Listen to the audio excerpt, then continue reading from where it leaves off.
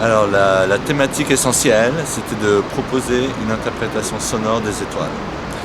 La méthode, c'était de prendre 4 paramètres par étoile et de les transposer en signaux sonores. Et éventuellement d'en créer une espèce de partition.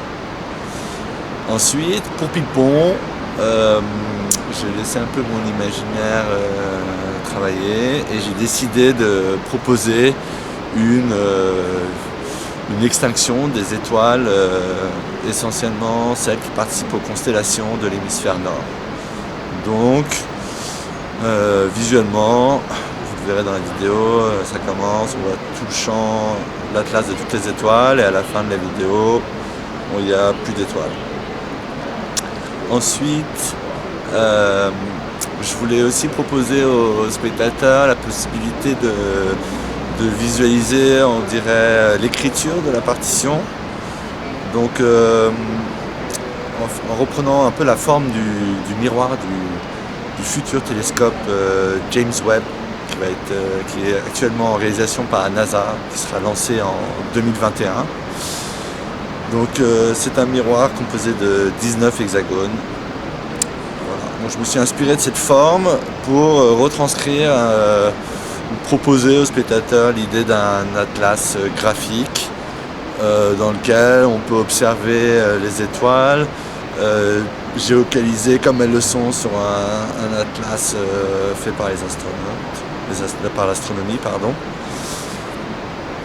Mais à l'exception que j'ai voulu dessiner un rayonnement autour de chaque étoile dont le rayon reprendrait éventuellement l'image sinusoïdale qu'on a d'une fréquence et donc qui exprimerait le son émis par l'étoile quand elle est amenée à s'exprimer dans la partition. Ensuite, donc évidemment j'ai intitulé l'installation Blackout, en faisant référence aux coupures d'électricité généralisées qui amènent souvent des villes à s'éteindre. Donc c'était un petit clin d'œil aussi à la façon dont on a un peu épuisé les ressources d'énergie qu'on découvre. Et voilà.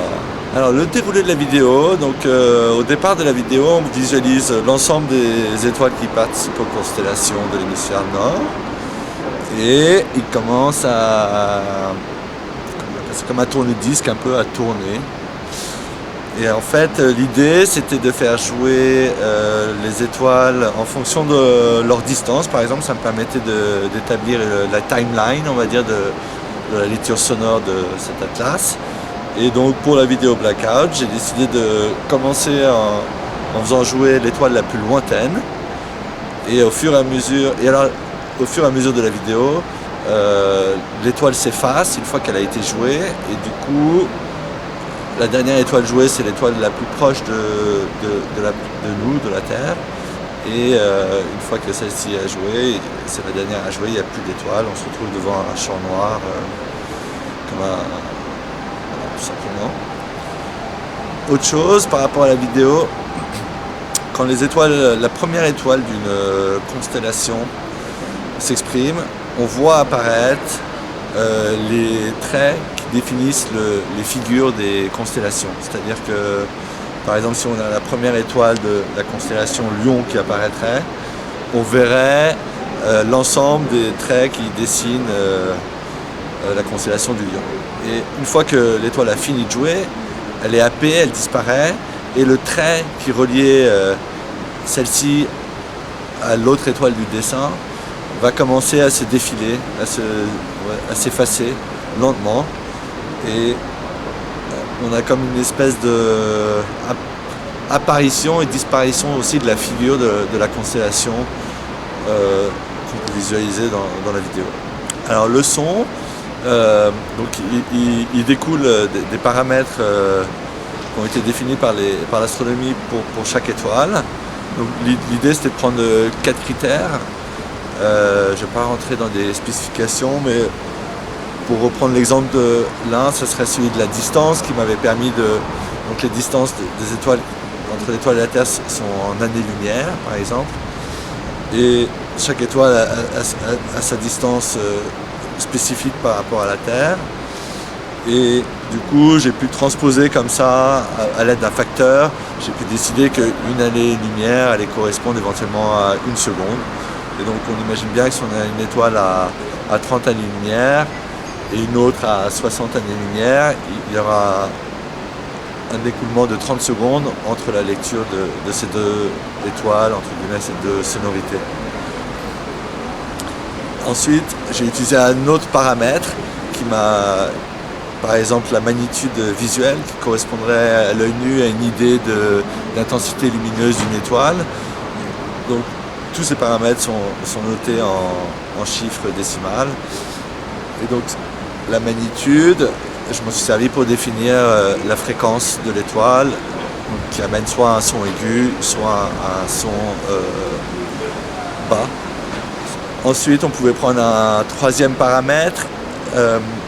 Celui-ci, il a permis de définir l'intensité sonore de l'étoile, la définition de son volume, si jamais il était élevé ou faible. Et le dernier paramètre, initialement, devait servir à définir la durée de l'étoile.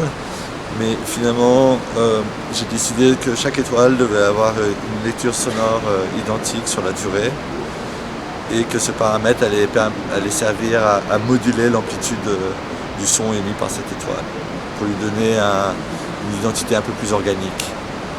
Voilà. Alors visuellement,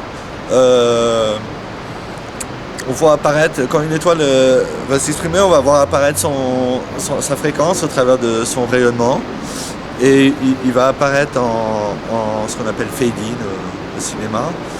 Et ensuite, il va arriver à une intensité lumineuse la plus forte. Et une fois qu'elle l'aura atteint, le rayonnement va se résorber d'une manière centrale, comme ça, autour de l'étoile, et va happer l'étoile à la fin de sa lecture. J'ai oublié la question. Non, je dis que ça faisait un peu une sorte de ballet, de danse. Et du coup, ça crée un phénomène visuel assez aspirant comme ça. Et à la fin, plus on se rapproche de la planète Terre, plus on se rend compte qu'il y a de plus en plus d'étoiles qui vont commencer à exprimer leur chant ou leur sonorité ensemble et se chevaucher. Et ça crée comme une espèce de... un peu comme un final, moi je dirais plutôt comme un final de feu d'artifice. Et alors, effectivement, il y a peut-être une notion aussi de ballet, un peu, vu qu'il y a ce côté très un peu circulaire, de choses qui s'enchevêtrent et qui finissent par disparaître aussi. Et un petit mot sur les étoiles qui ont l'air de te passionner? Alors oui, c'est curieusement, en fait j'aime bien l'étoile parce que